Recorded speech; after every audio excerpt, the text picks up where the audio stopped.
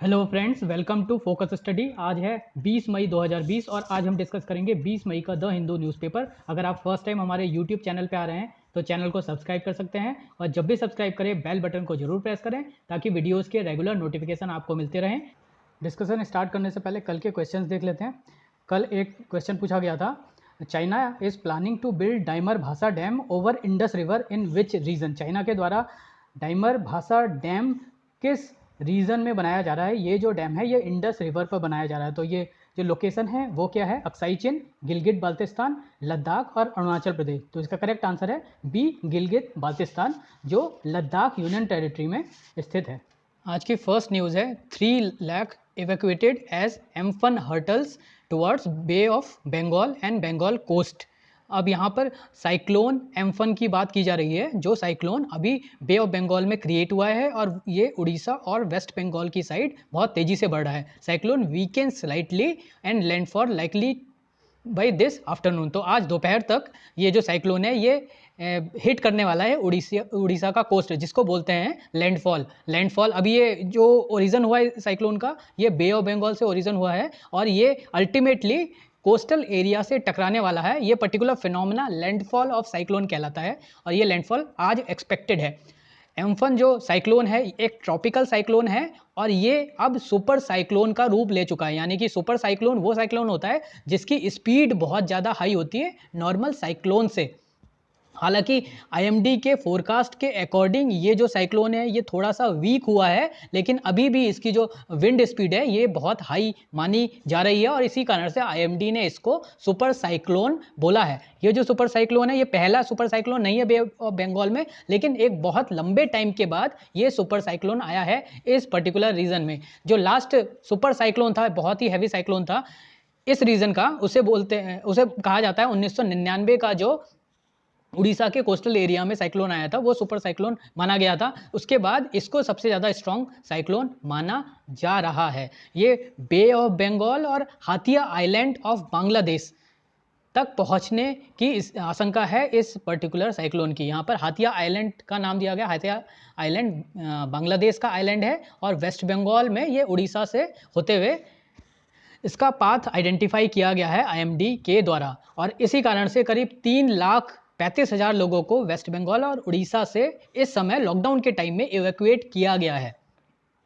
यहाँ पर साइक्लोन के बारे में हम थोड़ा सा देख लेते हैं। साइक्लोन एक लो डिप्रेशन रीजन होते हैं किसी पर्टिकुलर एरिया में, और यहाँ पर ट्रॉपिकल साइक्लोन की हम बात कर रहे हैं तो इनका जो ओरिजिन होता है ये नॉर्मली सी में होता है। सी में किसी लोकेशन में अगर बहुत ज़्यादा लो प्रेशर हो जाए तो उसके अराउंड एयर का मूवमेंट स्टार्ट हो जाता है और ये एयर का मूवमेंट एंटी क्लॉकवाइज भी हो सकता है और क्लॉकवाइज भी हो सकता है। अगर ये पर्टिकुलर मूवमेंट एंटी क्लॉकवाइज हुआ तो ये नॉर्मली देखा जाता है southern anti clockwise movement northern hemisphere में देखा जाता है और क्लॉकवाइज मूवमेंट सदर्न हेमिस्फीयर में देखा जाता है।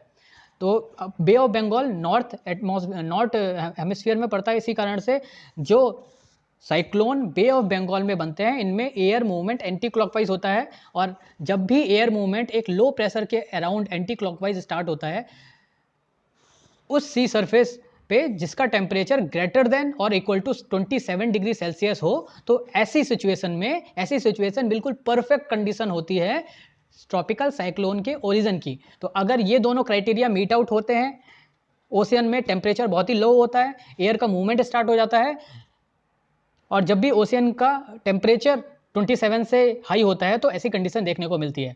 तो इस समय साइक्लोन का फॉर्मेशन हो जाता है और विंड फ्लो के साथ ये साइक्लोन भी मूव करने लगता है। नॉर्मली इंडिया में बे ऑफ बंगाल और अरेबियन कोस्ट जो दो हैं, बे ऑफ बंगाल और अरेबियन सी में दो कोस्ट पड़ते हैं। ये है ईस्टर्न कोस्ट और ये है इंडिया का वेस्टर्न कोस्ट। तो सबसे ज़्यादा साइक्लोन के फिनोमेना बे ऑफ बंगाल में ही देखे जाते हैं, जिस कारण से eastern coast of India is more prone to tropical cyclone and western coast में थोड़ा सा कम प्रोबेबिलिटी है। बट अभी क्लाइमेट चेंज के कारण वेस्टर्न कोस्ट में भी जो फ्रिक्वेंसी है साइक्लोन की वो बहुत ज़्यादा बढ़ने लगी है। ऐसा देखा गया है आईएमडी के फोरकास्ट में भी और पिछले कुछ सालों में भी। अब Amphan cyclone very severe category का साइक्लोन माना जा रहा है। इसमें जो विंड स्पीड है 155 से 165 किलोमीटर की विंड स्पीड रहेगी और ये सीवियर डैमेज कर सकता है उड़ीसा और वेस्ट बंगाल के कोस्टल एरियाज में। इसी कारण से कोस्टल एरियाज से जितनी पब्लिक है उनको इवैक्यूएट किया गया, उनको हटाया गया उन एरियाज से। ये जो रिलीफ मेजर्स लिए जा रहे हैं इसके लिए एनडीआरएफ के द्वारा बड़े लेवल पर काम किया जा रहा है। NDRF national disaster management authority, और इसके द्वारा एक फोर्स सुपरवाइज की जाती है जिसको बोलते हैं नेशनल डिजास्टर मिटिगेशन फोर्स। तो इसके द्वारा जो इवैक्यूएशन की प्रोसेस है ये लीड की जा रही है। इसके अलावा रेस्क्यू एंड रिलीफ ऑपरेशन के लिए आर्मी, नेवी के शिप्स और एयर फोर्स के शिप्स, इसके साथ ही कोस्ट गार्ड, ये सारे जो सर्विसेज हैं ये स्टैंड बाई पे हैं। और अगर इन केस रिक्वायरमेंट होती है तो आर्मी, नेवी, एयरफोर्स और कोस्ट गार्ड के द्वारा अकॉर्डिंगली कदम उठाए जाएंगे। तो यहाँ पर इंपॉर्टेंट ऑर्गेनाइजेशन जो है एनडीआरएफ है। यहाँ पर एनडीआरएफ के बारे में हम देख लेते हैं। NDRF national disaster response force है। ये एक इंडिया की स्पेशलाइज्ड फोर्स है जो किसी डिजास्टर के टाइम में स्पेशलाइज्ड रिस्पांस के लिए बनाई गई है। अगर किसी पर्टिकुलर डिजास्टर से कोई एरिया हिट है तो एनडीआरएफ के लोगों को इतनी ट्रेनिंग होती है, ऐसे ट्रेन लोग होते हैं कि उस डिजास्टर में क्या स्पेसिफिक रिस्पांस किया जाना है वो एनडीआरएफ के द्वारा किया जाता है।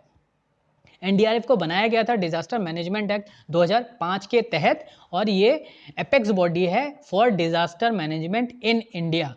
NDMA national disaster management authority एक टॉप मोस्ट अथॉरिटी है, या हम कहेंगे एक एपेक्स बॉडी है जो इंडिया में किसी भी तरह के डिजास्टर रिलेटेड डिसीजन लेती है। और एनडीएमए के अंडर ही एनडीआरएफ अपना काम करती है। एनडीएमए के जो हेड होते हैं, जो चेयरमैन होते हैं, वो प्राइम मिनिस्टर ऑफ इंडिया ही होते हैं और उन्हीं के द्वारा फाइनल डिसीजन लिए जाते हैं कि किसी डिजास्टर में किस तरह के कदम उठाए जाने चाहिए एनडीआरएफ के द्वारा। जो रिस्पॉन्सिबिलिटी है for managing disaster in India is it with state government. Actual में जो डिजास्टर हिट एरिया होता है उसमें किस तरह से काम करना है इसकी जिम्मेदारी स्टेट गवर्नमेंट की होती है। और जो भी नोडल एजेंसी है सेंट्रल गवर्नमेंट की तरफ से वो है होम मिनिस्ट्री। तो स्टेट गवर्नमेंट अपनी तरह से पूरा काम करते हैं डिजास्टर के समय में, और उनको जो भी सेंटर से मदद मिलनी होती है या जो भी गाइडेंस मिलना होता है वो होम मिनिस्ट्री डील करता है। तो सेंटर की तरफ से होम मिनिस्ट्री डिजास्टर को देखने वाली एक बॉडी, एक मिनिस्ट्री हो गई, और state government accordingly field level पर काम करते हैं। अब जो ये कैलेमिटी है सीवियर नेचर की मानी जा रही है, तो इस केस में सेंट्रल गवर्नमेंट स्टेट के रिक्वेस्ट पर अपनी तरफ से जो भी आर्म फोर्सेज है, पैरामिलिट्री फोर्सेज है और एनडीआरएफ की फोर्सेज है उनको डिप्लॉय कर सकता है और अकॉर्डिंगली उनके द्वारा डिसीजन लिए जाते हैं। तो अगर नॉर्मल डिजास्टर की कंडीशन बनती है तो स्टेट अपने लेवल पर सारी जो कार्रवाई है वो कर सकता है, लेकिन सीवियर अगर प्रॉब्लम क्रिएट होती है डिजास्टर के कारण तो ऐसे में सेंट्रल गवर्नमेंट की तरफ से जो भी आर्मी, नेवी, एयरफोर्स और सेंट्रल मिलिट्री फोर्सेस की रिक्वायरमेंट होती है वो पूरी की जाती है। तो इसका फाइनल डिसीजन होम मिनिस्ट्री के द्वारा लिया जाता है। अभी एम्फन के टाइम में आर्मी, नेवी, एयरफोर्स और कोस्ट गार्ड सारे जितने भी फोर्सेज हैं, जितनी भी सर्विसेज हैं वो स्टैंड बाई पर रखी गई हैं कि अगर इस तूफान की वजह से, इस साइक्लोन के कारण एक बड़े लेवल पर प्रॉब्लम आती है तो उसको इमीडिएटली टैकल किया जा सके और जितने भी लोग हैं उनको सेफली रखा जा सके। अब ये जो ट्रॉपिकल साइक्लोन है ये हमने इसके अलग अलग नाम देखे थे। वर्ल्ड के जिस लोकेशन पे ये साइक्लोन बनते हैं इसके अकॉर्डिंगली इनके नाम भी अलग अलग आइडेंटिफाई किए जाते हैं। अगर ये साइक्लोन इंडियन ओशियन में बनता है ट्रॉपिकल साइक्लोन तो उसको साइक्लोन बोला जाता है। अगर वेस्टर्न पैसिफिक रीजन में साइक्लोन बनता है यानी चाइना, कोरिया और जापान की साइड ये ट्रॉपिकल साइक्लोन्स बनेंगे तो वहाँ पर इन साइक्लोन को टाइफून कहा जाता है।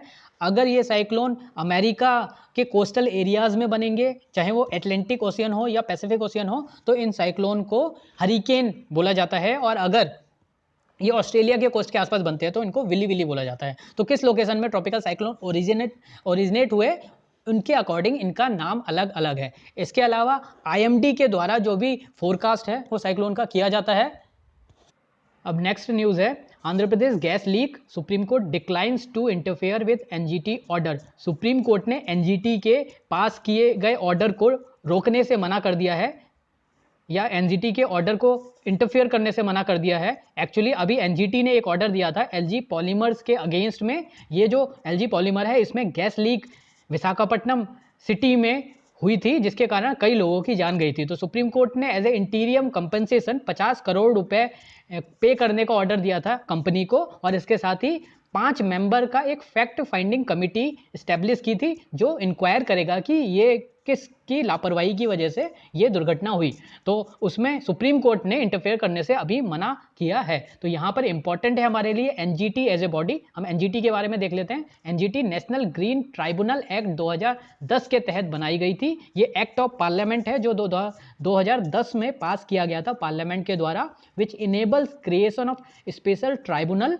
और ये जो ट्राइब्यूनल है इसको स्पेशली एनवायरमेंट रिलेटेड केसेस को जल्दी से जल्दी सॉल्व करने के लिए बनाया गया है। तो एनजीटी का काम है to handle expeditious disposal of cases pertaining to environmental issues. इसकी जो मेन इसका कोर माना जाता है ये आर्टिकल 21 को माना जाता है। ये अपनी पावर जो है, या हम कहेंगे कि एनजीटी का जो कॉन्स्टिट्यूशनल प्रोविजन है वो आर्टिकल 21 है। और आर्टिकल 21 क्या है? ये आर्टिकल 21 है protection of life and personal liberty which assures citizen of India right of healthy environment. तो आर्टिकल 21 के अंतर्गत इंडियन सिटीजन्स को एक हेल्दी एनवायरमेंट का फंडामेंटल राइट है और इसी आर्टिकल 21 से पावर लेके एनजीटी को एस्टेब्लिश किया गया है। दिल्ली का जो पॉल्यूशन कंट्रोल कमिटी है वो एनजीटी के अंतर्गत ही अपना काम करता है for control of pollution in Delhi. और अगर हम एनजीटी के एक्ट की बात करेंगे तो ये एक इफेक्टिव और फास्ट डिस्पोजल ऑफ केसेस के लिए बनाया गया है, एनवायरमेंटल प्रोटेक्शन के लिए बनाया गया है, जो फॉरेस्ट है उनको कंजर्व करने के लिए और नेचुरल रिसोर्सेज को सेव करने के लिए ये ट्राइब्यूनल स्टैब्लिश किया गया है। इसके अलावा भी जो भी रिलीफ और कंपनसेशन दिए जाते हैं डैमेज के कारण लोगों को या प्रॉपर्टी, लोगों को डैमेज होता है या प्रॉपर्टी को डैमेज होता है अगर किसी इंडस्ट्रियल यूनिट या किसी पर्टिकुलर ऑर्गेनाइजेशन के कारण, तो उन पे जो रिलीफ और कंपनसेशन के सारे ऑर्डर्स होते हैं वो भी एनजीटी के द्वारा ही दिए जाते हैं। अब एनजीटी की जो बेसिक प्रिंसिपल है वो प्रिंसिपल ऑफ नेचुरल जस्टिस है। ये नॉर्मल कोर्ट की तरह काम नहीं करता है या normal code of civil procedure 1908 के अंतर्गत जो इंडिया में बाकी कोर्ट काम करते हैं उनकी तरह ये काम नहीं करता है। इसका जो बेसिक प्रेमाइसिस है या बेसिक रूल है वो है प्रिंसिपल ऑफ नेचुरल जस्टिस। और इस ट्राइब्यूनल को मैंडेट किया गया है to clear cases within 6 month of the filing, यानी कि 6 महीने के अंदर अंदर जो भी एनवायरमेंट रिलेटेड केसेस हैं उनको खत्म करने का एक मैंडेट दिया गया है एनजीटी को। एनजीटी की जो प्रिंसिपल ब्रांच है या प्रिंसिपल सीट है वो है न्यू दिल्ली में, कैपिटल में। इसके अलावा कुछ और सिटीज़ में भी एनजीटी के द्वारा सीट बनाई गई हैं। वो सिटीज़ हैं भोपाल, पुणे, कोलकाता, चेन्नई। तो ये देख लिया हमने एनजीटी के बारे में। अभी नेक्स्ट न्यूज़ है health ministry issues new guidelines for work place. अब इंडिया में कल के दिन में 5,680 फ्रेश केसेस देखे गए, यानी कि 5,500 केसेस बढ़े हैं कल के दिन में। ये केसेस लगातार बढ़ते जा रहे हैं और जो नए पेशेंट हैं या नए इन्फेक्शन केसेस हैं वो लगातार बढ़ते जा रहे हैं। अभी 5,000 हाईएस्ट था, अब 5,500 5680 हाईएस्ट हो गया है। तो आज के हम पहले केसेस देख लेते हैं। जो आज के टोटल नंबर ऑफ केसेस है इंडिया में वो है 1,06,886। 1,06,800 पहुंच गए हैं केसेस। नंबर ऑफ डेथ 3,300 से ज़्यादा हो गई हैं और नंबर ऑफ रिकवर्ड पर्सन है 42,309। तो टोटल नंबर ऑफ केसेस कल हमने देखा था 1,01,000 थे और आज 1,06,800 हो गए हैं। 5,500 6,000 तक एक दिन में पेशेंट बढ़े हैं कोरोना वायरस के। नेक्स्ट न्यूज़ है lockdown stalled new AWS development, ऐसा कहना है IMD का। अभी ये पूरा मुद्दा पहले समझ लेते हैं हम। वेदर फोरकास्टिंग IMD के द्वारा की जाती है और इंडिया में कुछ प्राइवेट वेदर फोरकास्टिंग कंपनीज भी हैं। यहाँ पर मॉनसून की जो फोरकास्टिंग है वो अभी रिसेंटली IMD के द्वारा की गई। IMD ने बोला था कि ये जो मॉनसून है ये 5 दिन डिले आएगा। इंडिया में जो मॉनसून की नॉर्मल डेट मानी जाती है वो है 1 जून। नॉर्मली 1 जून को मॉनसून केरला के जो तट पे स्ट्राइक कर देता है और अभी IMD ने बोला था कि इस बार का मानसून थोड़ा सा लेट आएगा, ये 5 जून तक पहुंचेगा। उसके बाद स्काईमेट एक प्राइवेट कंपनी है, प्राइवेट वेदर फोरकास्टर है, उसके द्वारा फोरकास्ट किया था कि 28 मई तक ही ये मानसून आ जाएगा। तो ये एक हफ्ते का जो डेटा में डिफरेंस देखा गया। उसके बाद केरला गवर्नमेंट ने ऐसा डिसाइड किया था कि जो भी केरला में मानसून से रिलेटेड फोरकास्टिंग है उसके लिए IMD के डेटा पे केवल रिलाई नहीं करेगा स्टेट, उसके साथ ही साथ 5 प्राइवेट फोरकास्टर का डेटा भी लेगा। तो ऐसा डिसीजन लिया गया था केरला की सरकार के द्वारा और केरला की सरकार ने यह बोला था कि IMD के डेटा के साथ साथ Skymet weather services, Windy, IBM weather forecast company और अर्थ नेटवर्क के द्वारा भी जो डेटा दिया जाता है उसको भी यूज़ किया जाएगा वेदर फोरकास्टिंग में, और उनका डेटा यूज़ किया जाएगा गवर्नमेंट के द्वारा। अब यहाँ पर इसका रिप्लाई करते हुए आईएमडी के डायरेक्टर जनरल ने बोला है कि जो normally automated weather station establish करने थे केरला में, वो पूरी तरीके से स्टैब्लिश नहीं हो पाए लॉकडाउन के कारण। ये एक पर्टिकुलर कंसर्न था स्टेट गवर्नमेंट का कि जो वेदर स्टेशंस जिन्हें AWS बोला जाता है, ऑटोमेटेड वेदर स्टेशंस, ये करीब 100 इस्टेब्लिश किए जाने थे 2020 में, जो अभी तक नहीं हो पाए। यहाँ पर रीज़न बताया है आईएमडी के डायरेक्टर जनरल ने कि लॉकडाउन के कारण ये प्रॉपर काम नहीं हो पाया। अभी तक केवल 15 स्टेशन पे काम चल रहा है और वो पूरे स्टेशन भी इस्टेब्लिश नहीं हो पाए हैं। 2018 में केरला में फ्लड आई थी, उसके बाद ये डिसाइड किया गया था कि कम से कम 100 वेदर स्टेशन इस्टेब्लिश किए जाएंगे केरला में, जिससे कि आगे आने वाले टाइम में फ्यूचर में कोई भी अगर ऐसा अनफॉर्सीन इवेंट बनता है, नेचुरल डिजास्टर बनता है, तो उसको एक्यूरेटली फोरकास्ट किया जा सके और जितना भी लॉस ऑफ प्रॉपर्टी है, लॉस ऑफ पीपल है, उसको बचाया जा सके, लॉस कम से कम किया जा सके। लेकिन अभी 85 स्टेशंस बने नहीं हैं और आधा साल कंप्लीट हो गया है। इसके अलावा यहाँ पर एक और इंस्ट्रूमेंट का नाम दिया गया है Doppler weather radar. Doppler weather radar का यूज़ भी वेदर फोरकास्टिंग के लिए यूज़ किया जाता है। तो यहाँ पर हम डॉपलर रडार के बारे में देख लेते हैं। वेदर रडार को वेदर सर्विलेंस रडार भी कहते हैं। ये डॉपलर इफेक्ट पे काम करती है। डॉपलर वेदर रडार एक टाइप की रडार है जो प्रेसिपिटेशन को लोकेट करती है। प्रेसिपिटेशन यानी कि जो बारिश आती है वो किस वेलोसिटी से आ रही है, उसका मोशन किस तरह का है और किस तरह की बारिश है, ये रेन होगी, स्नोफॉल होगी या हेल होगी, ये सारी चीज़ें डॉपलर वेदर रडार से कैलकुलेट की जाती हैं और उसके बारे में फर्दर एडवाइजरी अकॉर्डिंगली स्टेशन के द्वारा दी जा सकती हैं। जो भी मॉडर्न वेदर रडार्स हैं वो मोस्टली पल्स डॉपलर रडार होती हैं और ये कैपेबल होती हैं रेन ड्रॉपलेट के मोशन को डिटेक्ट करने के लिए। रेन ड्रॉपलेट का जो मोशन होता है उसके बेसिस पे प्रेसिपिटेशन का टाइप बताया जा सकता है, वेदर इट इज़ रेन या स्नोफॉल या हेल। इस तरह की जो फोरकास्टिंग है वो डॉपलर रडार के द्वारा इजीली की जा सकती हैं।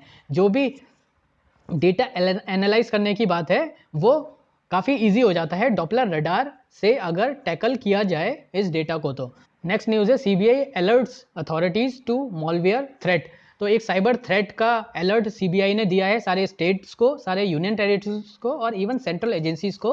और ये जो थ्रेट है एक मैलिशियस सॉफ्टवेयर का थ्रेट है जो कोविड-19 से रिलेटेड अपडेट का सहारा लेकर लोगों का फाइनेंशियल डेटा चुरा सकता है। इंटरपोल के द्वारा बोला गया है कि जो फाइनेंशियल ट्रोजन है और सर्बरस है, ये दो वायरस के बारे में इंटरपोल के द्वारा बताया गया है। फाइनेंशियल बैंकिंग ट्रोजन और सर्बरस, इनके द्वारा financial data, credit card related number चुराए जा रहे हैं और जो भी फाइनेंशियल लेवल पर बड़ा फ्रॉड किया जा रहा है। तो इंटरपोल की इंफॉर्मेशन के अकॉर्डिंग ही सीबीआई ने फर्दर ये आगे इंफॉर्मेशन बाकी के स्टेट गवर्नमेंट, यूनियन टेरिटरीज और सेंट्रल एजेंसीज को फॉरवर्ड की है। तो यहाँ पर हम सीबीआई के बारे में देख लेते हैं। सीबीआई इंपॉर्टेंट बॉडी है और CBI central bureau of investigation है जो एक प्रीमियम इन्वेस्टिगेशन एजेंसी है इंडिया की, और ये ministry of personnel public grievance और पेंशन के अंतर्गत अपना काम करती है। सीबीआई को हेड करते हैं सीबीआई के डायरेक्टर। ओरिजिनली जो सीबीआई को सेटअप किया गया था, ये गवर्नमेंट में जितना भी करप्शन होता है और ब्राइबरी रिलेटेड केसेस होते हैं उनको टैकल करने के लिए इस्टेब्लिश किया गया था। इन 1965 इसको एक्सपेंड करने का एक और करने की कोशिश की गई और एक लॉ के तहत इसको सेंट्रल लॉ इन्फोर्सेबल एजेंसी बनाया गया जो कि मल्टी स्टेट के ऑर्गेनाइज क्राइम और मल्टी एजेंसी और इवन इंटरनेशनल केसेस को इन्वेस्टिगेट कर सके। तो सीबीआई का जो जुरिस्डिक्शन है इन 1965 में एक्सपेंड किया गया from government corruption and bribery cases, काफ़ी बड़े लेवल पर उसके बाद सीबीआई के द्वारा काम किए जाने लगे। तो जितने भी इकोनॉमिक केसेस होते हैं, स्पेशल क्राइम्स होते हैं, इवन करप्शन और हाई प्रोफाइल केसेस होते हैं, वो नॉर्मली सीबीआई को दे दिए जाते हैं और सीबीआई के द्वारा इन्वेस्टिगेट किए जाते हैं। गवर्नमेंट ऑफ इंडिया की तरफ से, या हम कहेंगे इंडिया की तरफ से, इंटरनेशनल लेवल पर इंटरपोल के साथ टाई अप करने का जो मैंडेट है वो सीबीआई के पास है। सीबीआई इंडिया का ऑफिशियल रिप्रेजेंटेटिव है इंटरपोल में। तो इंटरपोल की तरफ से जो भी इंफॉर्मेशन आती है वो इंडिया में सीबीआई की तरफ से आती है और फर्दर ये इंफॉर्मेशन है वो सीबीआई ही आगे के काम जितने भी है वो कोऑर्डिनेट करती है। सीबीआई को हेड करने वाले तो होते हैं डायरेक्टर जनरल, जो एक सीनियर आईपीएस ऑफिसर होते हैं। सीबीआई से रिलेटेड एक लॉ है जिसको बोला जाता है Delhi special police establishment act 1946। तो Delhi special police establishment act 1946 के तहत एक कमेटी बनाई जाती है, जिस सिलेक्शन कमेटी के द्वारा सीबीआई के डायरेक्टर के नाम रिकमेंड किए जाते हैं। उसके बाद इस सिलेक्शन कमेटी के बाद नाम रिकमेंड किए जाते हैं अपॉइंटमेंट कमेटी को, जिसमें मेंबर होते हैं prime minister, leader of opposition और leader of single largest party, और इसके साथ ही साथ सीजेआई यानी चीफ जस्टिस ऑफ इंडिया और एनी सुप्रीम कोर्ट जज अपॉइंटेड बाय हिम। तो ये 3 मेंबर की एक कमेटी होती है जिसके द्वारा सीबीआई के डायरेक्टर चुने जाते हैं या अपॉइंट किए जाते हैं। सीबीआई को बनाया गया था पहली बार 1941 में। इसका हेडक्वार्टर है नई दिल्ली में और इसके जो हेड हैं वो हैं ऋषि कुमार शुक्ला।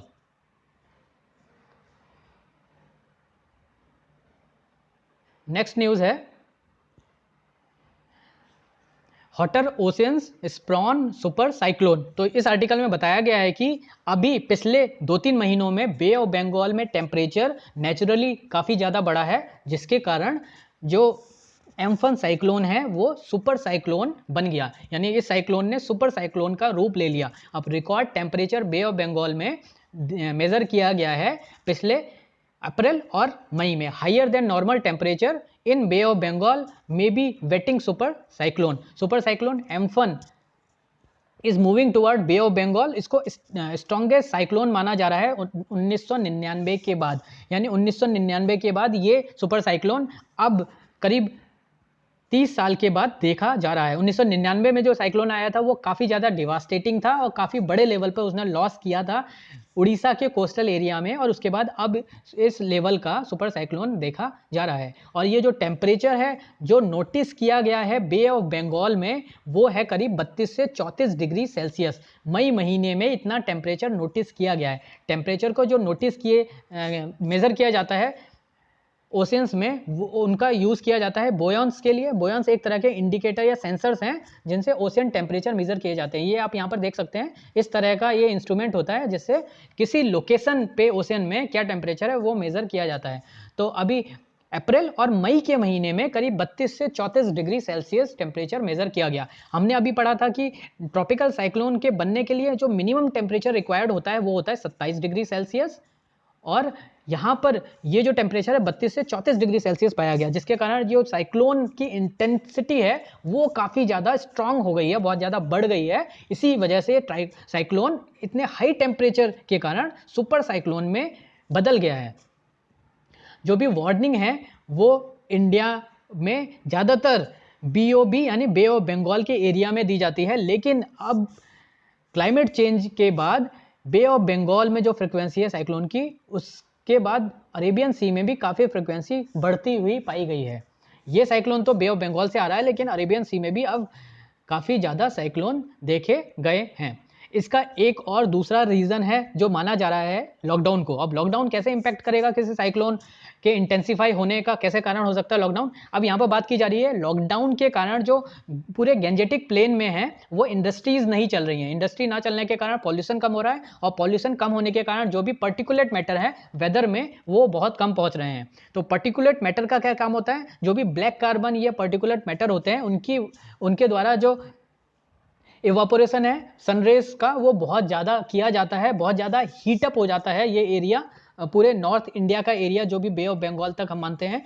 तो इस एरिया में हीटअप के कारण क्लाउड फॉर्मेशन होता है, और जैसे ही क्लाउड फॉर्मेशन किसी एरिया में होगा तो क्लाउड की वजह से प्रेसिपिटेशन या बारिश की कंडीशन बहुत बड़े लेवल पर बन जाती है। तो जितना ज़्यादा क्लाउड फॉर्मेशन हो, जितनी ज़्यादा गर्मी पड़ेगी उतने ज़्यादा क्लाउड फॉर्मेशन होगा और उतनी ही ज़्यादा बारिश होगी, जिस कारण से जो टेम्परेचर है लैंड का थोड़ा सा बारिश के कारण कम होता है। लेकिन पिछले 2-3 महीनों में लॉकडाउन के कारण इंडस्ट्रीज बिल्कुल बंद है, जिसके कारण जो पर्टिकुलेट मैटर है और जो ब्लैक सूट है कार्बन की इम्प्योरिटीज़ हैं वो एनवायरनमेंट में नहीं गई हैं, और जो सनरेज से किरणें आ रही हैं वो डायरेक्टली अर्थ पे पहुंच जा रही हैं, और जो क्लाउड फॉर्मेशन का फिनोमेना है वो बहुत कम देखा गया है, और बादल के ना बनने के कारण बारिश की कंडीशन कम हुई है इस एरिया में। और जैसे ही बारिश कम हो रही है वो टेम्परेचर जो है वो और ज़्यादा बढ़ते जा रहा है। तो ये कारण माना जा रहा है टेम्परेचर बढ़ने का।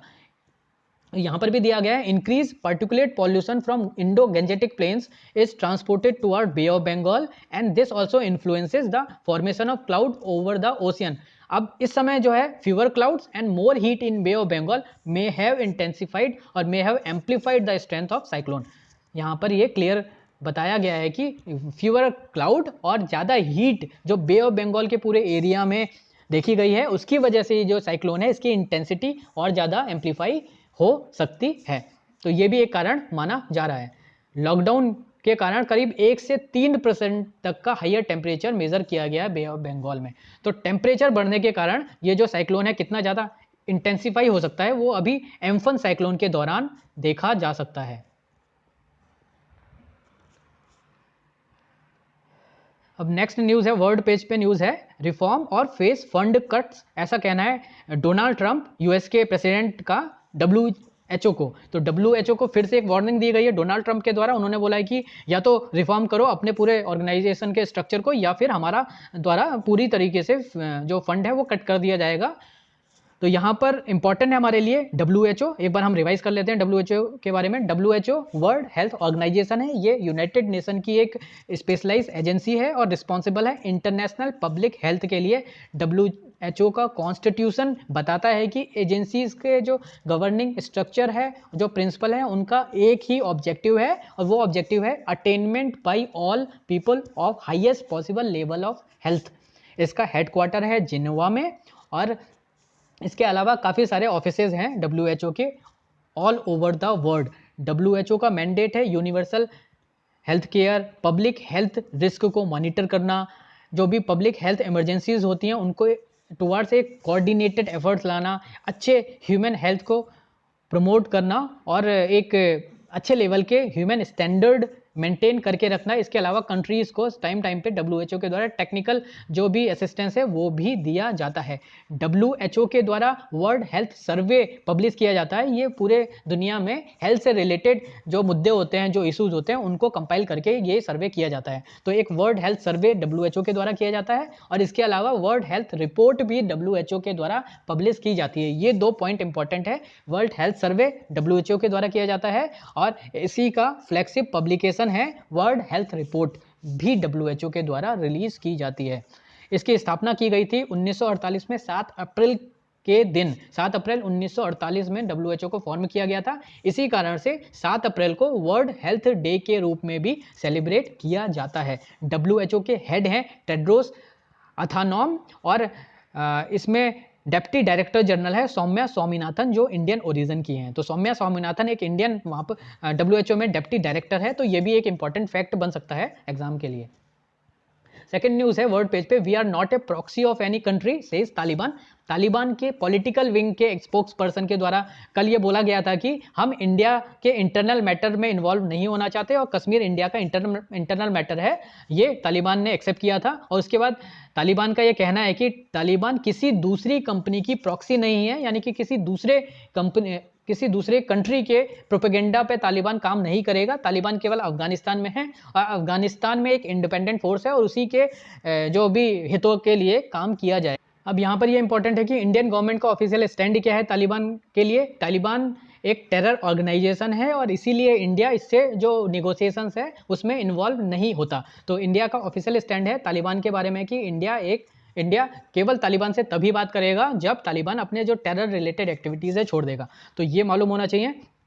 दूसरा यहाँ पर दिया गया है कि USA के एक स्पेशल इन्वॉय थे ज़ेल्मे खलीलजाद, जिनके द्वारा USA और तालिबान के बीच में एक पीस डील करवाई गई, जो पीस डील हो गई है। लेकिन अल्टीमेटली तालिबान के द्वारा जो टाइम टाइम पे अटैक किए जा रहे हैं अफगानिस्तान में, वो कम नहीं हो रहे हैं। तो ये एक पीस डील USA ने साइन की है और USA चाहता है कि इंडिया ये आगे तालिबान से रिलेटेड जो टॉक है वो करे। तो इंडियन गवर्नमेंट की तरफ से अभी तो ये बिल्कुल मना कर दिया गया है। हालांकि यहाँ पर ये पॉइंट इंपॉर्टेंट है कि ज़ेल्मे खलीलजाद USA के स्पेशल एनवॉय थे जिन्होंने पीस डील करवाई USA और तालिबान के बीच, और दूसरे इंडिया का ऑफिशियल स्टैंड। नेक्स्ट न्यूज़ है, behind new incident a changed dynamics along India China border. India और चाइना बॉर्डर पे इंडिया के ट्रूप्स और चाइना के ट्रूप्स के द्वारा काफ़ी फेस ऑफ देखने को मिला है पिछले कुछ दिनों में। इसी के बारे में इस आर्टिकल में एनालाइज किया गया है। अब ये जो फेस ऑफ है ये 5 मई के दिन पेंगोंग सो लेक जो ईस्टर्न लद्दाख एरिया में पड़ा है वहाँ देखने को मिला था, और 9 मई को नाकुला पास जो नॉर्थ सिक्किम में एक पास है वहाँ पर देखने को मिला था। तो ये राइटर का यहाँ पर मानना है कि लाइन ऑफ एक्चुअल कंट्रोल ये काफ़ी अनडिफाइंड लाइन है, जिसके कारण काफ़ी ज़्यादा कन्फ्यूज़न है एक तो उस लाइन पे। दूसरा, इंडिया ने पिछले कुछ सालों में जो अपनी कैपेबिलिटी इंक्रीज़ करने की कोशिश की है अलोंग इंडिया चाइना बॉर्डर, तो जितने भी इंडिया चाइना बॉर्डर हैं उसमें इंडियन गवर्नमेंट के द्वारा जो कनेक्टिविटी की बात है उसको बढ़ाया जा रहा है, इंफ्रास्ट्रक्चर की सुविधा और बड़े लेवल पर की जा रही है, जिसके कारण जो ट्रूप्स हैं वो काफ़ी बार आमने सामने आ जा रहे हैं। करीब 4 इंसिडेंट पिछले एक हफ्ते में देखे गए। ये एक गालवान वैली जो वेस्टर्न सेक्टर में है वहाँ पर भी एक और फेस ऑफ देखा गया है। इवन लद्दाख में डेंचोक में भी एक एक्स्ट्रा फेस ऑफ देखा गया है। समर के टाइम में दोनों ट्रूप्स के द्वारा, इंडिया के ट्रूप्स और चाइना के ट्रूप के द्वारा ज़्यादा पेट्रोलिंग की जाती है, जो फ्रिक्वेंसी ऑफ पेट्रोलिंग है वो काफ़ी ज़्यादा बढ़ जाती है, वो भी एक कारण हो सकता है मोर फ्रिक्वेंट फेस ऑफ का। यहाँ पर बताया गया है कि एक प्रोटोकॉल साइन की गई है इंडिया और चाइना के बीच। उस प्रोटोकॉल के तहत अगर कोई फेस ऑफ की कंडीशन बनती है तो ऐसे फेस ऑफ को फोर्स या थ्रेट से सॉल्व नहीं किया जाएगा। दोनों साइड के द्वारा एक दूसरे के साथ कर्टसी से बात की जाएगी और किसी भी तरह के प्रोवोकेटिव एक्शन से बचा जाएगा। तो according to 2005 protocol on modalities for implementing confidence building measure के अकॉर्डिंग ये जो डिसीजन है ये लिए गए हैं। 2005 प्रोटोकॉल है जिसके तहत किसी फेस ऑफ को सॉल्व करने की बात की गई है। 2013 में बॉर्डर डिफेंस कोऑपरेशन एग्रीमेंट में भी ये बोला गया है कि सेल नॉट फॉलो, पेट्रोल अगर किया जाए किसी भी दौरान तो पेट्रोल सेल नॉट फॉलो और tail patrol of other side in areas where there is no common understanding. यानी LAC जो ऑलरेडी काफ़ी ज़्यादा इल डिफाइंड है या अनडिफाइंड है, तो ऐसे कन्फ्यूज़न के एरिया में जिसमें किसी भी पार्टी को प्रॉपर अंडरस्टैंडिंग नहीं है कि ये किसके एरिया में आता है, वहाँ पर पेट्रोलिंग नहीं की जाएगी और उस तरह की पेट्रोलिंग से बचा जाएगा। तो ये कुछ प्रोटोकॉल हैं, कुछ बॉर्डर एग्रीमेंट है जिसको कोट किया जा सकता है इन केस अगर सब्जेक्टिव पेपर में लिखा जाना हो। तो 2005 की प्रोटोकॉल है on modalities for implementing confidence building measure और 2013 बॉर्डर डिफेंस कोऑपरेशन एग्रीमेंट। तो ये दो जो पॉइंट है ये फेस ऑफ को कैसे डील किया जाए उनके बारे में दिए गए हैं। अब राइटर का ऐसा मानना है कि ज़्यादा इंटेंसिफाइड पेट्रोलिंग दोनों साइड से की जा रही है, जिसकी वजह से जो बीच में एक बफर जोन था, ओपन स्पेस था, वो कम हो जा रहा है, जिससे ज़्यादा से ज़्यादा फेस ऑफ की सिचुएशन अभी तक बनी है, हो सकता है फ्यूचर में और ज़्यादा बनेंगी। So what is different is aggressive manner in which Chinese troops behaved and prevented Indian troops from patrolling. तो चाइना की तरफ से भी थोड़ा ज़्यादा एग्रेसिवनेस दिखाई जा रही है। नॉर्मली चाइना अपने बॉर्डर पे काफ़ी ज़्यादा एग्रेसिव रहता है, और अब जब इंडिया ने अपना इंफ्रास्ट्रक्चर बढ़ाने की कोशिश की और अपनी जो फ्रिक्वेंसी ऑफ पेट्रोलिंग है वो बढ़ा रहा है, तो चाइनीज़ ट्रूप्स के साथ उनका फेस ऑफ बढ़ता हुआ देखा गया है। अब 2022 तक इंडिया के द्वारा 61 स्ट्रेटेजिक रोड्स जो चाइना के साथ बॉर्डर पड़ता है वहाँ पर कंप्लीट कर दी जाएंगी। यानी जो भी नेबरिंग स्टेट्स हैं जो चाइना के बॉर्डर को टच करते हैं, जैसे अरुणाचल प्रदेश, जम्मू कश्मीर, सिक्किम, उत्तराखंड, हिमाचल, इसमें 61 नई रोड्स बनाई जा रही हैं, जिससे करीब 3500 किलोमीटर की रोड्स ये बनेंगी। तो उसके बाद एक बड़े लेवल पर इंफ्रास्ट्रक्चर रेडी हो जाएगा इंडिया चाइना बॉर्डर पे। तो इसलिए ये कहा जा सकता है कि आने वाले 2 सालों में जैसे जैसे इंफ्रास्ट्रक्चर बढ़ता है, इंडियन ट्रूप्स और ज़्यादा स्ट्रांगली अपनी प्रेजेंस को बता सकते हैं। तो हो सकता है कि फेस ऑफ और थोड़ा सा बढ़े। तो ये बात बताई गई है यहाँ पर इंडिया चाइना के फेस ऑफ के बारे में। तो ये थे आज के न्यूज़ आर्टिकल्स। आई होप कि आपको पसंद आया होगा, और लास्ट में हम आज के क्वेश्चंस देख लेते हैं। पहला क्वेश्चन है, डिफेंस मिनिस्टर राजनाथ सिंह जी ने अभी एक नई डिफेंस से रिलेटेड स्कीम स्टार्ट की है जिसका नाम है डिफेंस टेस्टिंग इंफ्रास्ट्रक्चर स्कीम, और इसके तहत 400 रुपये अलॉट किए गए for creating testing infrastructure for domestic defence and aerospace manufacturing sector. ये जो स्कीम है ये कितने सालों के लिए या इसका कितना ड्यूरेशन है, कितने सालों के लिए स्टार्ट की गई? 3 साल, 5 साल, 7 साल और 10 साल। सेकेंड क्वेश्चन है, रिसेंटली सेंट्रल गवर्नमेंट ने जो फिस्कल डेफिसिट की लिमिट है स्टेट गवर्नमेंट की, वो कितना % ऑफ स्टेट GDP बढ़ा दी है? स्टेट GDP अभी जो ये लिमिट थी ये 3% थी, अब कितने % तक ये लिमिट बढ़ा दी गई है सेंट्रल गवर्नमेंट के द्वारा? इसके ऑप्शंस हैं A 3.5%, B 4%, C 5% और D 6%। तो इन दोनों क्वेश्चंस के आंसर आपको कमेंट सेक्शन में बताने हैं। तो ये थे आज के न्यूज़ डिस्कशन और आज के क्वेश्चंस। आई होप कि आपको पसंद आया होगा, और अगर आपको पसंद आया है तो वीडियो को लाइक करें, शेयर करें, सब्सक्राइब करें और कमेंट भी करें। Thanks for watching.